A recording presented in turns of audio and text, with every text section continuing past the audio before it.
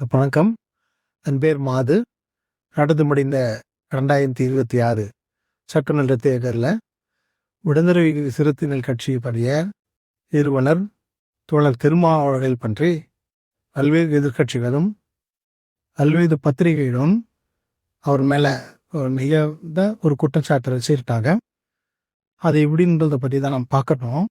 So அந்த அடிப்படையிலேருந்து நான் எப்படி பார்க்குறேன் அப்படின்னு சொன்னால், திருமாவளவர்கள் சர்வதேச அரசியலும் நம்ம இந்திய தேசிய அரசியல் மற்றும் தமிழ் தேசிய அரசியலை முழுமையாக உள்வாங்கினது. அது தெளிவாக புரிஞ்சுவது. அவர் சிறு வயதிலிருந்தே ஆழமான ஒரு முற்போக்கு சிந்தனையாகி தாழ்த்தப்பட்ட மக்களுக்காக நல்ல ஒரு சமூக கட்டமைப்பை கொண்டு வரணும் அப்படின்ற ஒரு விஷயத்தில் அவர் தெளிவாக விடுதலை சிறுத்தைகள் என்ற அமைப்பு உருவாக்கி கடந்த 35 வருடங்களாக களமாடி வராரு.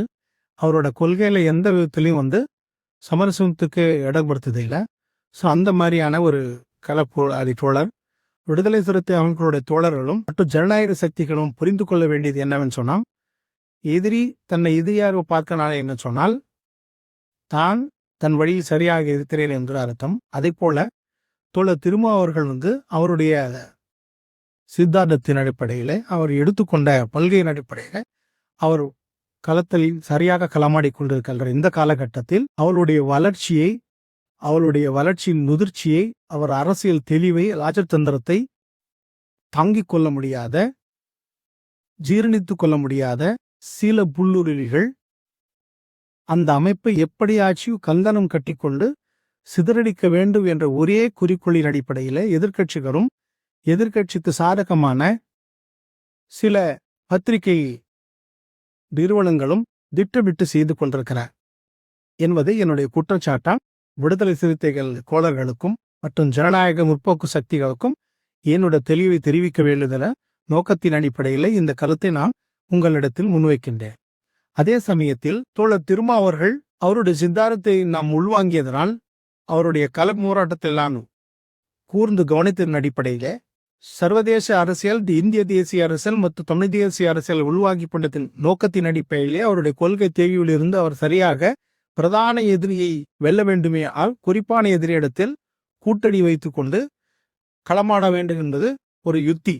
அந்த யுத்தியின் அடிப்படையிலே தான் தோழர் திருமாவர்கள் பிரதான எதிரியான RSS தாய் அமைப்பினுடைய வெகுஜன அமைப்பான பிஜேபி, விஸ்வ இந்து பரிஷத், பஜ்ரங்தள், சிவசேனா, அனுமான் சேனா போன்ற அமைப்புகள் தமிழ்நாட்டில் கால் ஊன்றிவிடக்கூடாது என்ற ஒரே நோக்கத்தின் அடிப்படையிலே சனாதனத்தினத்தின் சமரசம் இல்லாமல் சனாதனத்தை கால்வெண்ட விடக்கூடாது என்ற அடிப்படையில் ஒரு கொள்கை பிடிப்போடு குறிப்பான திமுகவோடு கூட்டணி வைத்திருக்கிறார். அதுவும் இடதுசாரிகளை ஒருங்கிணைத்துக் கொண்டு கூட்டணி வைத்திருக்கிறார் என்பது இன்றைய யதார்த்தம். அவர் எதிர்த்த அவருடைய முடிவு என்பது, தீர்மானம் என்பது உண்மையிலே வரவேற்கத்தக்கது, சிறப்பானது. இது எந்தவித மாற்று கருத்துக்கும் இடமில்லை. அதே சமயத்தில் இதை ஏற்றுக்கொள்ளாத, ஜீரணிக்க முடியாத சில புல்லுருவிகள் தமிழ்நாட்டில் எப்படி அதிமுகவை RSS, பிஜேபி விழுங்கியதோ அதே போல எப்படி பாட்டாள் மக்கள் கட்சியை தந்தை மகனுக்குள்ளே ஒன்றுபாடுகளை உருவாக்கி கட்சியை உடைக்கதோ அதை போல விடுதலை சிறுத்தைகளையும் உடைக்க வேண்டும் என்று கங்கணம் கட்டிக்கொண்டு சில புல்லுருவிகள் இதை போன்ற வேலைகளை செய்து கொண்டிருக்கிறார்கள். உதாரணமாக ஆதவ் அர்ச்சனா என்பவர் மூலம் விடுதலை சிறுத்தைகள் அமைப்பை சீர்குலைக்க வேண்டும் என்ற நோக்கத்தின் அடிப்படையிலே பிஜேபி அவரை உள்ளிறக்கி என்பது நீங்கள் எல்லோரும் அறிந்த விஷயமே. அதை போல இந்த காலகட்டத்தில் நடந்து முடிந்த தேர்தலில் அவருடைய தோழர்களுக்கு MLA சீட்டு ஒதுக்குவதிலே நீங்கள் எல்லோரும் பார்த்திருப்பீர்கள். அதிமுக என்ன சொன்னது? திமுகவுக்கு தோழர் திருமாவளவர்கள் நுட்டு கொட்டு கொண்டிருக்கிறார், காவடி தூக்குகிறார் அப்படின்னு வசைப்பாடினார். உண்மை அல்ல. இவர்கள் ADMK அவர்கள் நம்முடைய மாநிலத்தினுடைய சுயநிர்ணய உரிமையை தாரைவாத்து கொடுத்தார்கள். நீட்டிலே தாரைவாத்து கொடுத்தார்கள், மும்மொழி கொள்கையிலே தாரைவாத்து கொடுத்திருக்கிறார்கள். இதெல்லாம் தெரிந்துதான் திருமாவளவர்கள் திமுக கூட்டணி வைத்து போட்டு களமாடி கொண்டிருக்கின்றார். இந்த சூழ்நிலையிலே அவருக்கு கிடைத்த குறைந்தபட்ச தொகுதிகளை வைத்துக் கொண்டு அனைவருக்கும் ஜனநாயகம், அனைவருக்கும் அதிகாரம் என்ற உள்நோக்கத்தின் அடிப்படையிலே எல்லாருக்கும் பதவிகளை கொடுக்க, அரசாங்க பதவி வர வேண்டும் என்ற கண்ணோட்டத்தின் அடிப்படையில் கடந்து முடிந்த MLA ஆக இருந்த ஆலு ஷானவாஸ், SS பாலாஜி மற்றும் பனையூர் பாபு போன்றவர்களுக்கு இந்த 76 அவர்கள் சீட்டு வழங்காத அடிப்படையிலே சில புல்லுருவிகள் விடுதலை சிறுத்தைகளை இப்படி கொம்பு சீவி விட்டு விடுதலை சிறுத்தை அமைப்புகளுக்குள்ள ஒரு முரண்பட்ட கருத்துக்களை உருவாக்கி விடுதலை சிறுத்தை அமைப்பை சிதைக்க வேண்டும் என்ற நோக்கத்தின் அடிப்படையிலேயே சில பத்திரிகைகளும் எதிர்க்கட்சிகளும் சங் பரிவார் அமைப்புகளும் இதற்கான வேலையை கூர்மையாக கவனித்தால் இவர் கடந்து முடிந்த தேர்தல் மூவருக்கும் வழங்கிய இந்த தேர்தல் வழங்காத காரணத்தினாலே பிஜேபி காரர்கள் என்ன சொல்கிறார்கள் என்று சொன்னால் திமுக காரனுக்கு இவர்கள் எல்லாம் முட்டுக் கொடுக்கிறார்கள், திமுகவுடைய சேருவதற்காக இவர்கள் உடந்தையாக இருக்கிறார்கள், ஆகையினாலே அவருக்கு சீட்டுக்குள் மறுக்கப்பட்டிருக்கிற எட்டு அப்பட்டமாக அநியாயமாக காழ்ப்புணர்ச்சியின் அடிப்படையிலே தின்மாவளுடைய கட்டி காப்பாற்ற அந்த கட்சியை சிதைப்பதற்காக இவர் மேலும் பொய்யான குற்றச்சாட்டை சொல்லி திசை திருப்ப பார்க்கிறார்கள். ஆகையினாலே திருமாவளவனுடைய சித்தாந்தத்தின் அடிப்படையிலே அவர் சரியாக கையாண்டிருக்கிறார். எல்லோருக்கும் அதிகாரம் வைத்தளிக்கப்பட வேண்டும் என்ற நோக்கத்தின் அடிப்படையிலே புதிய நபர்களை எல்லாம் உருவாகி கடந்த கால அனுபவ அரசியலை பங்கெடுத்த ஆலு சானவாச காலத்தும் அல்லது SS பாலாஜி ஆகட்டும், பனீர் வாவுக்காகட்டும் கட்சியினுடைய பல்வேறுபட்ட உயர்மட்ட பொறுப்புகளையும் வழங்கியிருக்கிறார். அது அவர் சம்பந்தப்பட்ட, அவர் கொள்கை சம்பந்தப்பட்ட, அவர் கட்சி சம்பந்தப்பட்ட, அவர் கட்டுமானம் சம்பந்தப்பட்ட விஷயம். அதிலே நாம் தலையிடுவதற்கு யாருக்கும் எந்தவித அருகதையும் கிடையாது. அப்படி இருக்கின்ற பட்சத்தில் தேவையில்லாமல் மாற்றுக் கட்சியின் மற்ற ஒரு கட்சியினுடைய உள்நுழைந்து அவரை சீர்குலைக்க வேண்டிய நிலையை உருவாக்கி கொண்டிருக்கிறார்கள் என்பது கலை யதார்த்தமாக இருக்கிறது. இது எதை நோக்கி நகர்ந்து கொண்டிருக்கிறது என்று சொன்னால், பிஜேபி என்ற ஒரு மனு தர்மத்தை உள்வாங்கிக் கொண்டு அந்த அமைப்பு தமிழ்நாட்டில் எப்படியாயத்தும் கால் ஊன்றி விட வேண்டும் என்ற ஒரே நோக்குடன் கங்கரம் கட்டி கொண்டு வேலை செய்து கொண்டிருக்கிறார் என்பதுதான் நான் கற்ற இந்த அறிவு.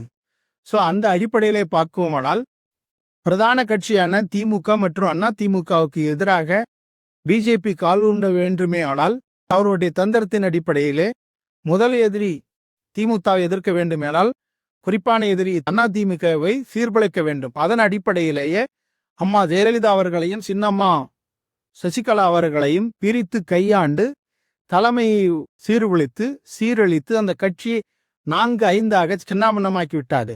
உங்களுக்கு எல்லாருக்கும் தெரியும், அதிமுக என்ற ஒரு அமைப்பை இல்லாமல் போயிருக்கிறது.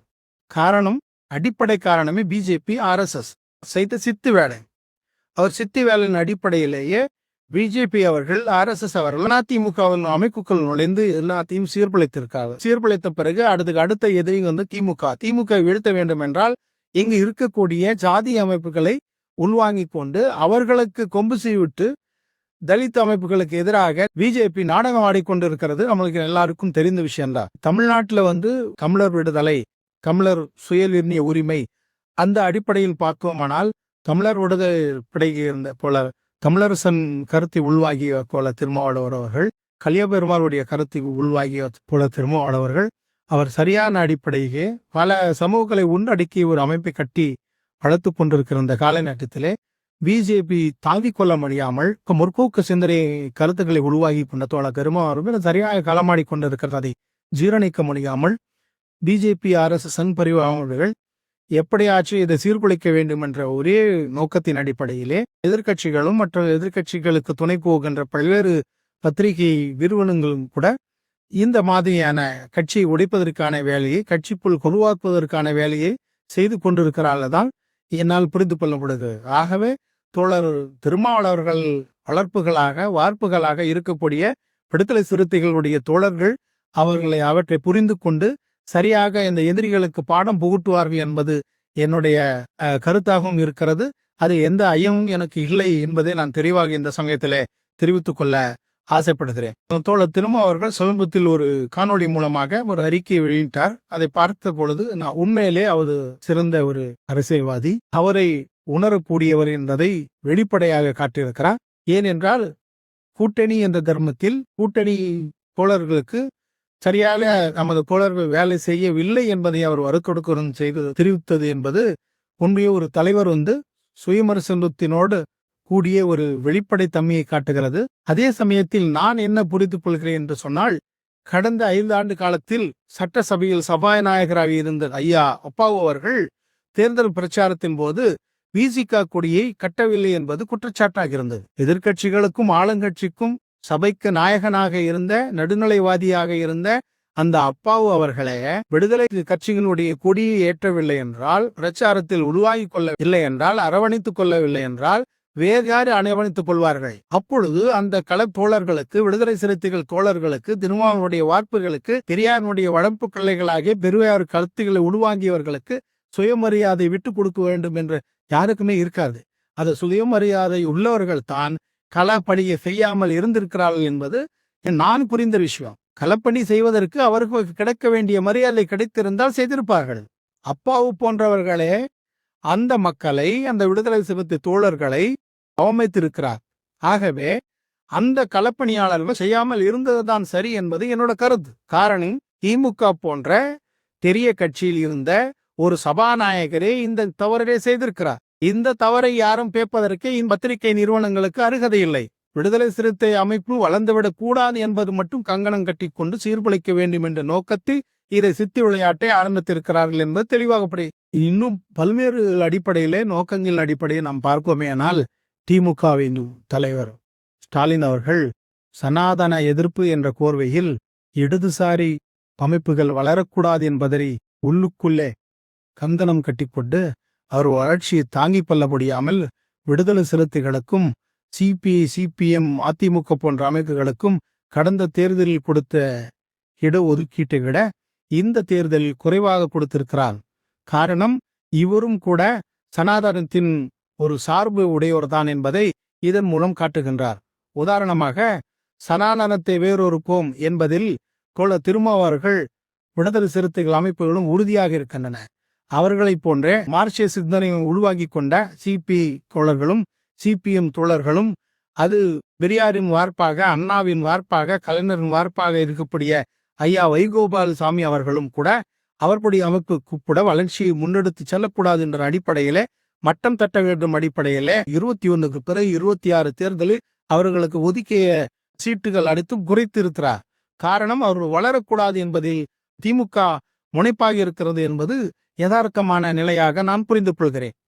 ஆகவே தோழர்களே, எதிர்காலத்திலே இவர் பிரதான எதிரி, ஒரு குறிப்பான எதிரி, இரண்டு எதிரிகளும் இந்த அடிப்படை மக்களுக்கு எதுவும் செய்ய மாட்டார்கள் என்பதை வன்னிய சமூகமும், பறையர் சமூகமும் மற்றும் இதர பிற்படுத்தப்பட்ட, தாழ்த்தப்பட்ட பழங்குடியின மக்களும் ஒன்றிணைந்து எதிர்காலத்தில் தம்முடைய அதிகாரத்தை நிறுவிக் கொள்வதற்காக, அதிகாரத்தை கையில் எடுப்பதற்கு கொள்ள வேண்டுமேயானால் ஐக்கியம் மட்டுமே வேண்டும். ஜாதி என்ற போர்வையை தூக்கிவிட்டு சமூக விடுதலை அடைய வேண்டும் என்றால் ஜாதியை நாமும் ஒட்டொழிக்க வேண்டும். தமிழனாக ஒன்றிணைந்து தமிழனுடைய உரிமைக்காக, தன்மானத்துக்காக, சுயநிர்ணய உரிமைக்காக போராட வேண்டுமேயானால், தம் உரிமையை நிலைநிறுத்திக் கொள்ள வேண்டுமேயானால் ஜாதிகளை தூக்கி எறிந்துவிட்டு சகோதரத்துவத்தை சீர்தூக்கி பார்த்து அனைத்து தரப்பு மக்களும், தாழ்த்தப்பட்ட, பிற்படுத்தப்பட்ட, மிகவும் பிற்படுத்தப்பட்ட பழங்குடி மக்கள் அனைவரும் ஒன்றிணைந்து இந்த கார்ப்பரேட் கம்பெனிகளுக்கு எதிராக, மனு தர்மத்துக்கு எதிராக, மனுசாஸ்திரத்துக்கு எதிராக, RSS, பிஜேபி, சங் பரிவார் போன்ற அமைப்புகளுக்கு எதிராக நாம் நம்மை காத்துக்கொள்ள வேண்டுமேயானால்